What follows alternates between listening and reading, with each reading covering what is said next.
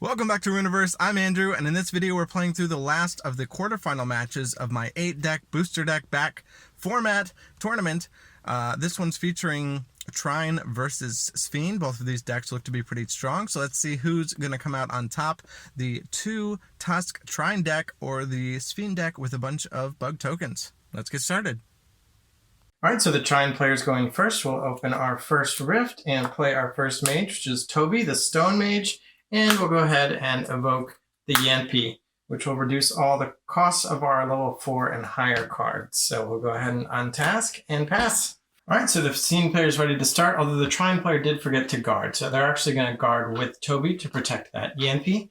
And the Sphene player can go ahead here and open a rift. And they'll play Bachi, the Slime Mage. And I think they would like to play a Creeper Shard.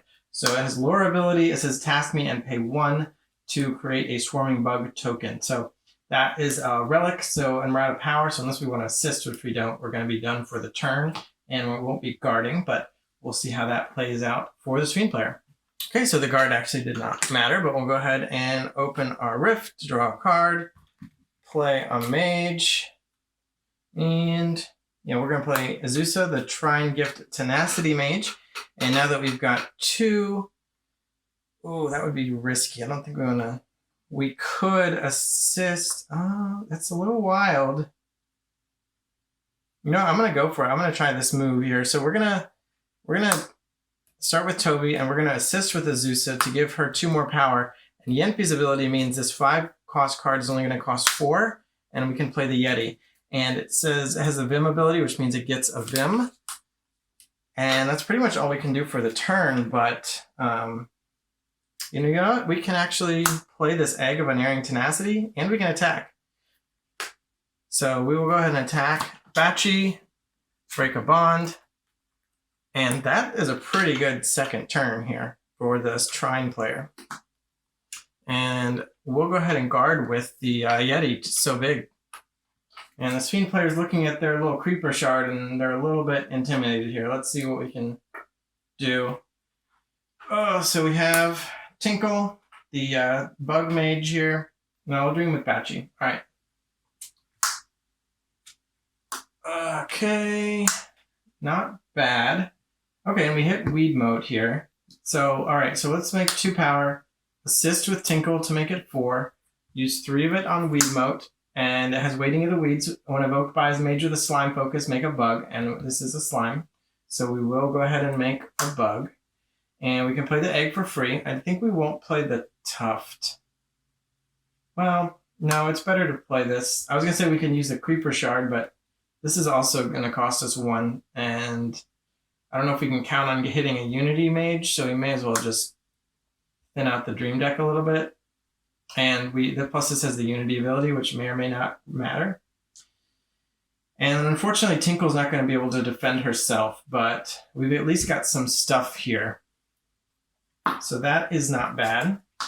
And I think we'll guard with the egg, just a sacrificial egg here.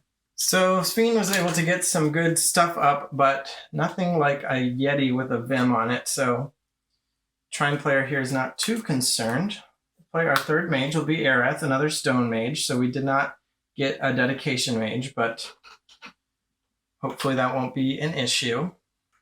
We could just use this egg to just reinforce the Yeti and give it another Vim. And I'm not sure why we wouldn't necessarily. So yeah, I think we'll do that. We're going to go ahead and task this, have it become face down Vim for an ally. It's not a relevant attacker anyway. We're going to have the Yanpi attack the Egg of Distinguished Mediocrity. And then the Yeti can attack and take out whatever we want. So we can go for the bond, or we can just go for the Weed Mode, which is level 3. So let's do that for now, rather than giving our opponent more options.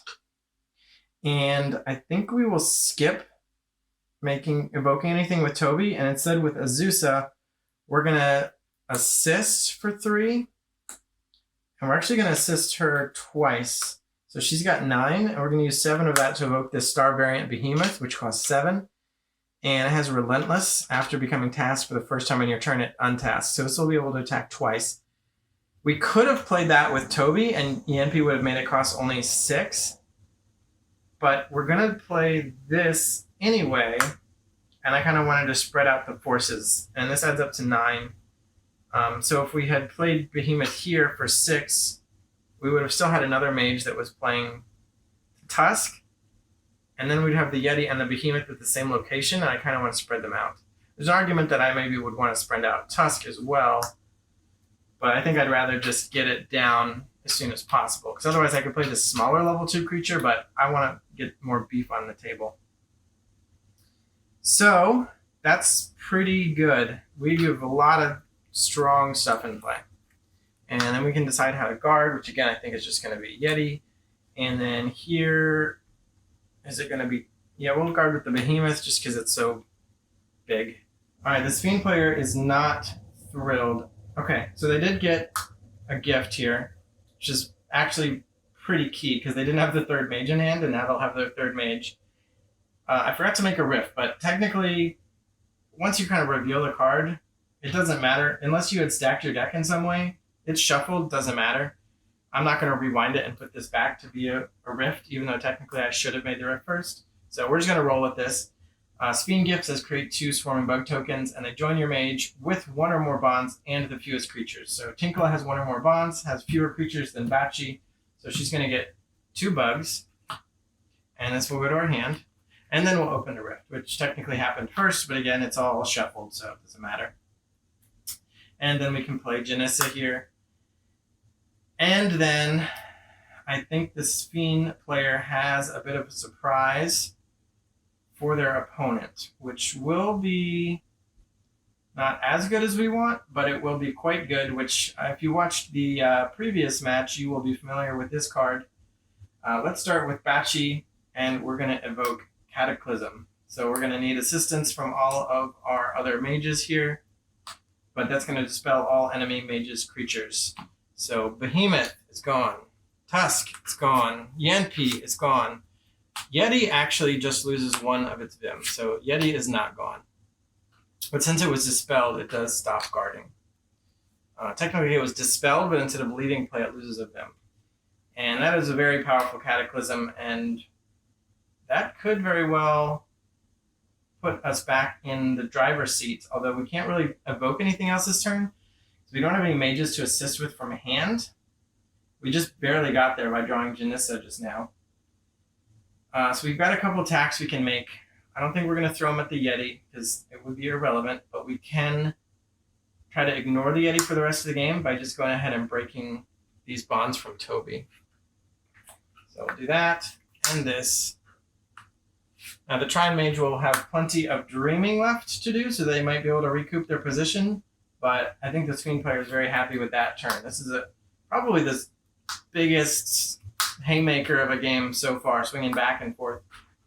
Oh, and the Trine player is not pleased. That's definitely a bomb that their opponent had, but we hit the Searshin, has a draw gift, so we'll draw another card, and that could help us recoup our position a bit.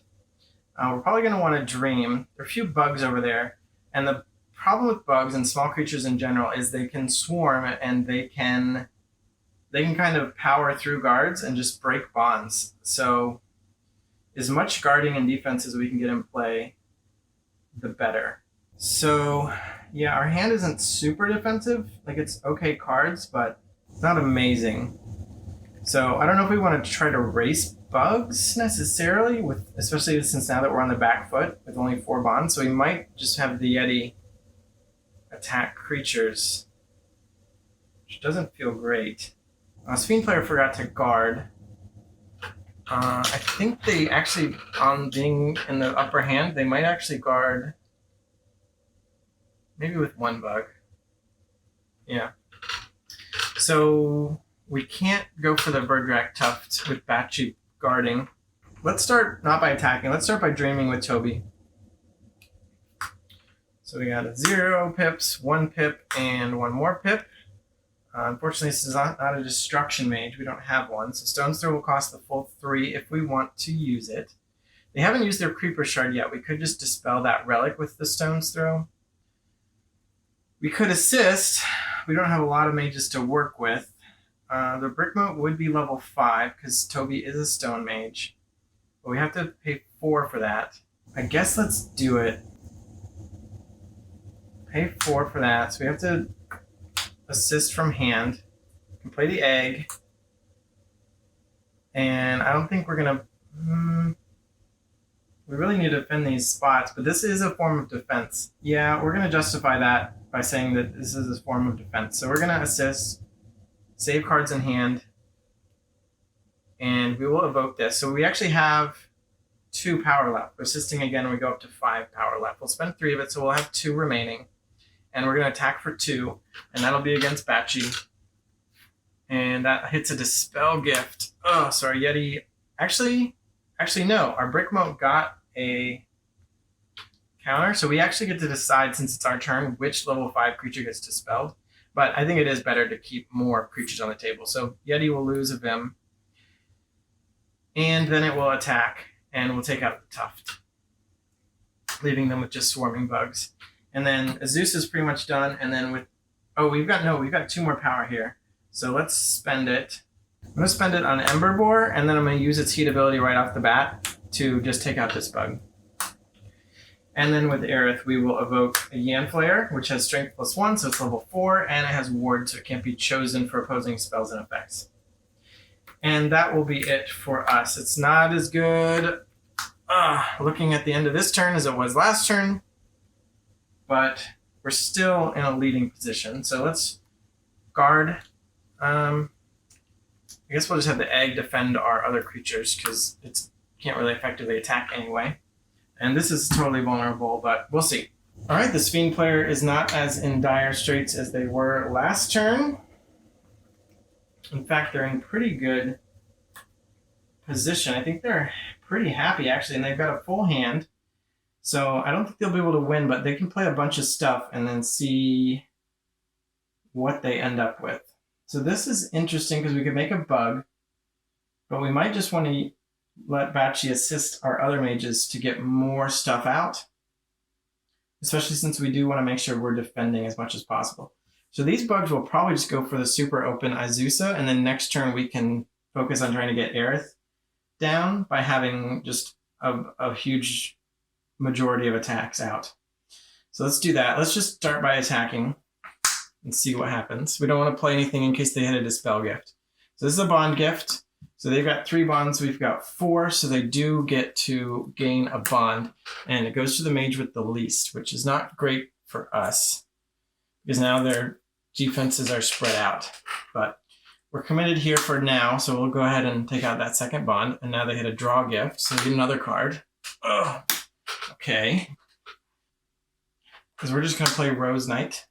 It's a very strong uncommon. It has Relentless, so it can attack twice, and it regenerates in between attacks. And then for Janissa, we're going to evoke the Slime Stack, which gets 2 Vim right off the bat, and its Vim can attack. But it has to untask first, so they can't attack right away. And so we'll task her for that, and I'm going to assist in order to also evoke Left Shaman. It's a defense not only for her, but for protecting the Slime Stack.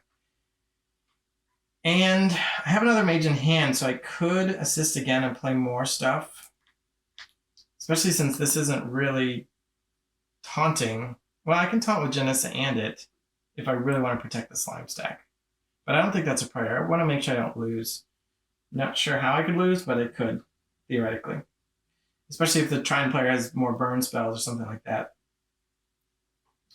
So I think we're done. Again, I do have a mage, and I feel weird not assisting with it, but the math in my hand doesn't really add up, and I don't want to risk it on Dreaming. I can make a Swarming Bug. You know what? I feel like let's gamble. We're going to try to win. So let's see what Batchy gets from Dreaming. So there's 0, 1, 0 pips, so 1 total. And we'll go ahead and assist to play Grum, and we're going to make a Swarming Bug. And we'll put these 2 back. So it's a little bit of a waste of a dream, but it gets us 2 more attackers out. And if we're going to try to win as soon as possible, I think that makes sense. Okay, the Trine player felt so good earlier in the game, but things are a little bit falling apart. But I'll have to take a look at their hand and see if they have a path to victory, because it is actually kind of close. I mean, I didn't actually assign the guards, but I think they decided to guard with both of these because of the left shaman's taunt. And then for Tinkle, they'll just guard with a bug. I guess a bug to protect the Rose Knight because it can attack twice. And then here they will probably guard with Grum. No, they'll guard with the bug to make the Trine player waste an attack, basically. Yeah, and save their higher level creature. Makes sense. But we'll probably won't be attacking there anyway. So let's actually start with Aerith and dream with him. Let me make sure this is shuffled. Got 1, 4. All right, so that's not bad. Rock Golem. So let's go ahead and evoke the Rock Golem. The Rock Golem says that attacks, effects, and being tasked can't cause me to stop guarding. So they have to break through this level 6 in order to get to Aerith's bonds, which is really good. Tenacity can be attached face down Vim to a creature, and if it was evoked by a mage with Tenacity focus, it gives level +1. It's not Tenacity, but I think it is worth it still. We're going to assist for 3 more power and attach Tenacity to the Rock Golem, because now once it guards, it's not going anywhere. That's really good. We got 1 power left, but we're not going to be able to use it. Unless, yeah, actually, let's go ahead and assist again to bring us up to 4. And we can play this brick moat, and this is stone, so we get a level +1 and a level 5 brick moat. And then we can do an attack with the Yen Flare, which is level 4, which means we can knock off one of these Vim from the slime stack. Or we can just take out the left shaman. So yeah, let's just take out a creature off the table. It's probably better. All right, so that was pretty solid. I think Azusa is not going to do much. Toby, we've got 2 level 5s. The question is, do we try to go for bonds or just take out creatures as much as possible? Because we're not going to be able to take out all 4 bonds, so we might just want a creature advantage. And Slime Stack can attack 3 times, but all of our creatures, except for this egg, are literally bigger, all of them. So maybe we don't actually have to worry about these attacks or these attacks. It's 5 attacks, but they're all from small creatures.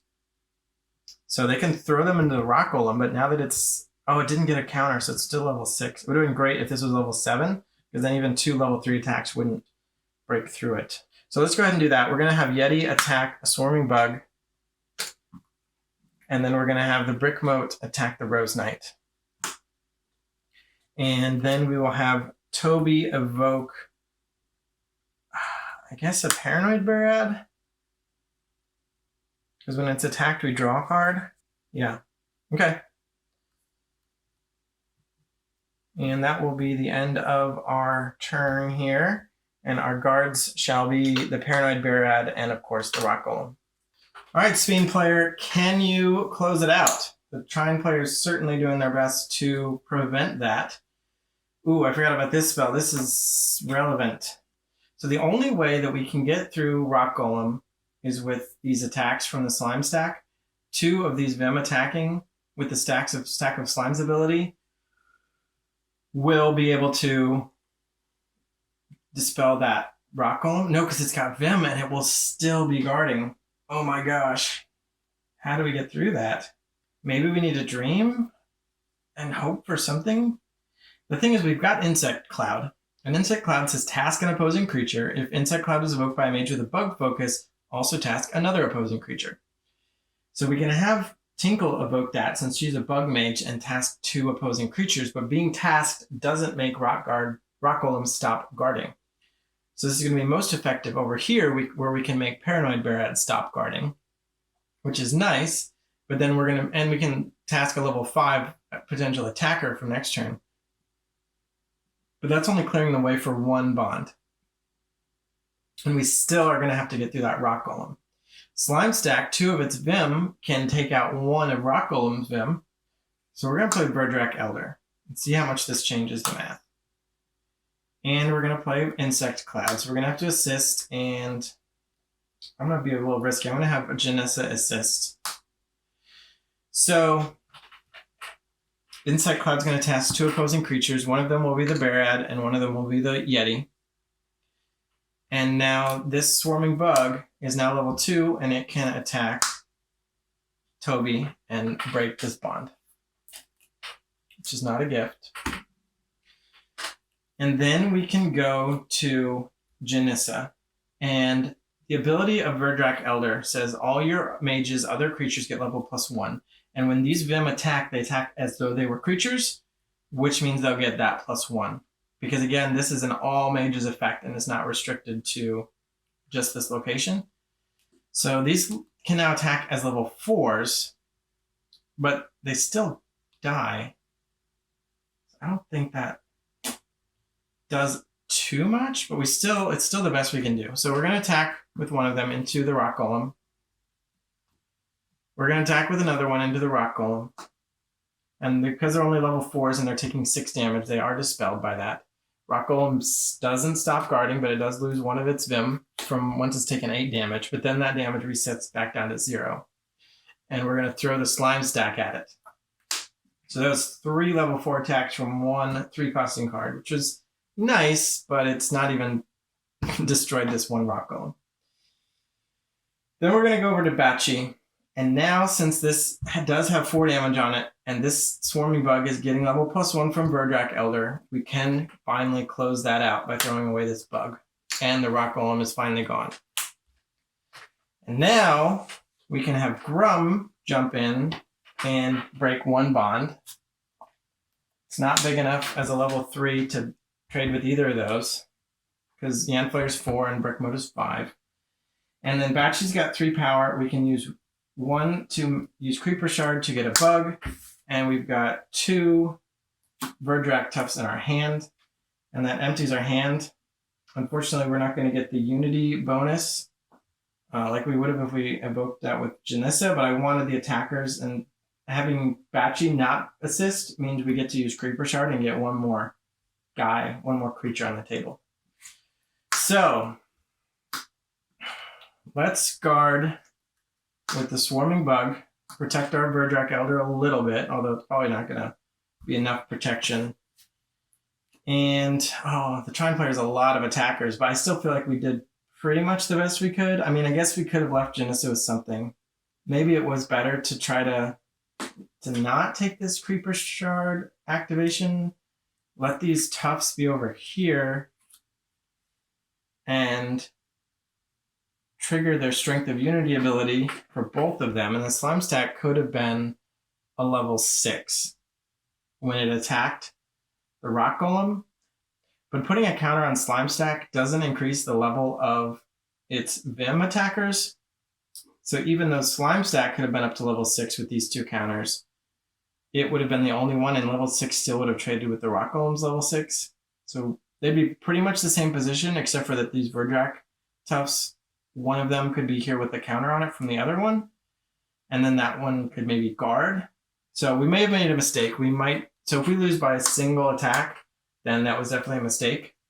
But otherwise, we've got one more attacker for the next turn. And we'll guard with this bug. So we got bugs guarding. All right, and we'll draw as the Trine player, and we actually hit Festus. It is Spell Gift, so we get to take out the highest level enemy creature, which, boom, is the Verdrak Elder. All these other things shrink down. We do have 2 tasked creatures from the swarming bugs, but I think we'll probably be able to close it out. No, we need to do 5 attacks here, and we've got, this doesn't really count, so 1, 2, 3 attacks.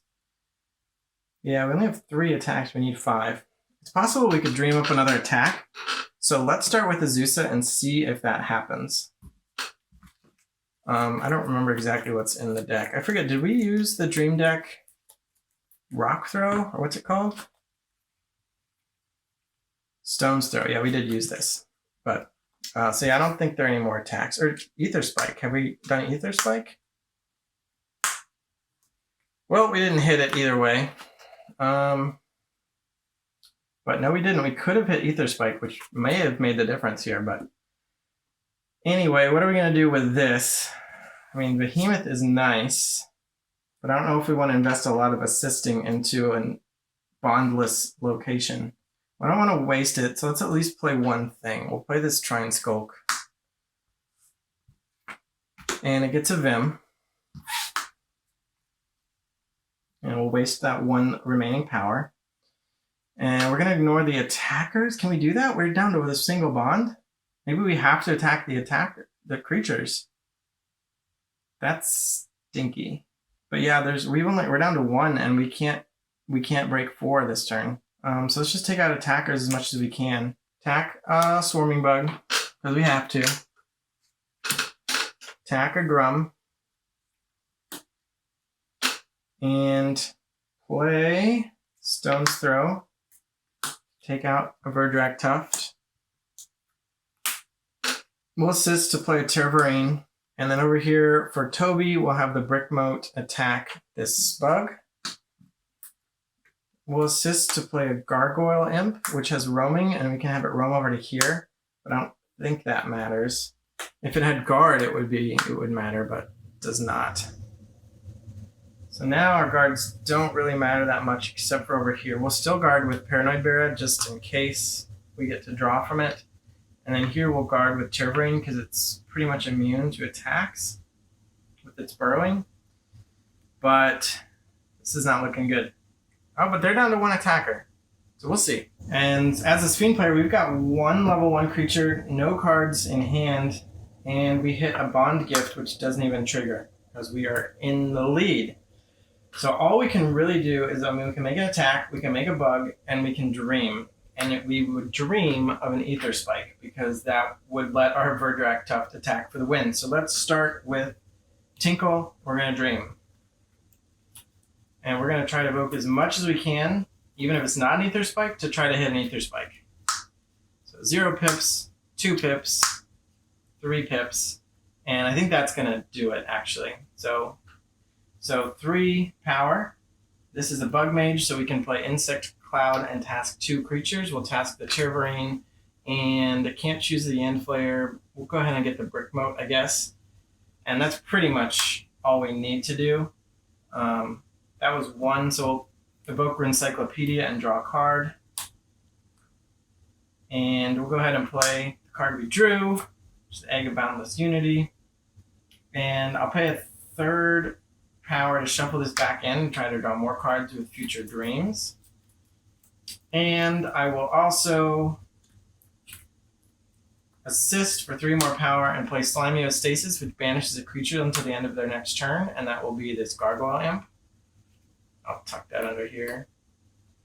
And yeah, I think that's going to pretty much close things out because now we can have the Verdrak Tuft attack for Bachi into Aerith, and it actually is a Bond Gift. Wow. Okay. So their mage with the fewest bonds gets a bond, and since it's our player as a Sphene player, we get to choose where that goes. And we're actually not going to be able to finish it this turn. We might be able to. We could still hit. But let's give it to Azusa because she's only got 1 creature. I think that makes sense. And Bachi will use 3 power to make a bug. Use 1 of his 3 power to make a bug. Actually, probably better not to task him just because we might want to assist Janissa as much as possible. So we're giving up a bug here, but let's see what Janissa dreams during her phase. Shuffle this up, and we got the Encyclopedia again. Oh no! I may have made a mistake. Because if I didn't shuffle the Encyclopedia back, that's a better chance of hitting the Ether Spike, which, let me check again. We didn't evoke that already, did we? I'm putting all my hopes and dreams on it. And yeah, it looks like it's still in there. So I may have sabotaged ourselves. But let's go ahead and use 1 power to play Encyclopedia and draw. And we'll use the remaining 2 power to play Bug Swarm. Each of our mages gets a bug. And then we'll assist with Bachi to play this Verdrak Adolescent that we drew. It says, when my mage's phase starts, create a Swarming Bug token. So we did not close it out. It was very close. If we had only drawn that. Do we have any extra power? It's pointless at this point to shuffle it back because we're all out of dreaming. All right. Well, let's set our guards, I guess. Guess this bug, this egg, and this bug. So we had some huge haymakers toward the beginning, middle of the game, and now it's just been a big battle of attrition. And we hit Florus, another bond mage. We're still losing, so we get another bond. And this goes to a mage with the fewest bonds, and as the Trine player, it's our turn. We get to pick where to put it. And I think we will give it here. So that is pretty big. We're out of dreaming too. And we need to get through some guards and 4 bonds over there. Can we make 6 attacks this turn? 1, 2, 3, 4, 5 attacks? Okay. That's going to give them a lot of cards in hand. But we've got 2 different locations that are fortified here. So let's start here with the End Flayer and attack. Now we have a lot of big creatures. It doesn't matter too much. Let's attack the egg. And I don't think we'll evoke anything. We'll have Azusa evoke this Yenpi supporter, and Trine Skulk will attack to... yeah, let's just get creatures off the table. So we can't win anyway. And then over here with Toby, we'll actually attack bonds, I think. We'll start here, take out a bug. Yeti will take out... Yeah, let's go for the throat a little bit. So we're going to have this attack for a bond. And the brick moat also. And that gives them a draw gift. And they don't have anything to evoke, so Trine player is done. Okay, this comes back. Actually, it's untasked. Could guard if we wanted, but I'm not going to choose that to guard. Here we'll guard with Trine Skulk. And we'll guard with the Paranoid Barret again. Still haven't gotten a draw from that. Alright, back to Sphene. And as a Sphene player, once again, we start our turn by asking ourselves, can we close this knockdown, drag-out fight? We get a draw gift.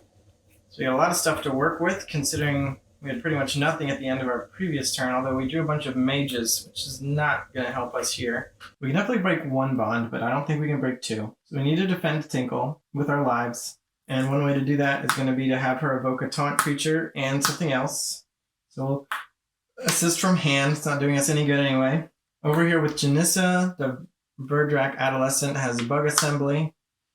And we're going to throw it. We either has to trade with this or 1 Vim from the Trine Skulk. So let's just trade it for the Barad. It does mean they get to draw a card when it's attacked, though. And then and she's got nothing to play. I'll spend a power just to get this off the table because it's annoying looking at me. Let's look at what this card was. Oh, it was the Ether Spike. Oh, okay. Okay. And then for Batchy, we will... Yeah, okay, so Swarming Bug we'll just take out the egg, and then Verdrak Tuft will break this bond. And that's another gift. That's a Dispel gift, which is, going to knock our taunt creature off. And I'm pretty sure that is going to be the end of the Sphene player here. We can guard with this, we can guard with this, but I think we're done. So the Trine player breathes a sigh of relief as they finally get to close out the game, probably. Let's play it safe. You never know if you hit... I don't know if we hit 2 or 3 bond gifts so far. That might have been all 3. But here we got the most stuff here. So let's just try to close out the game with it. So we'll have Terrain take out Filkit. We'll have the Brick Moat break a bond. And that is a Dispel gift. So our highest level creature is the Brick Moat or the Yeti. And we'll let it take out the one that's already attacked. That's why I attacked with it first. And then I guess Gargoyle Imp will end the game.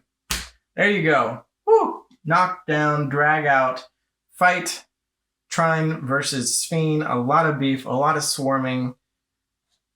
Come from behind victories from both sides over the course of the game. Thanks for watching. Stay tuned for the quarterfinals. The first match will be Emery versus Quam. Subscribe so we can get more subscribers, and bye.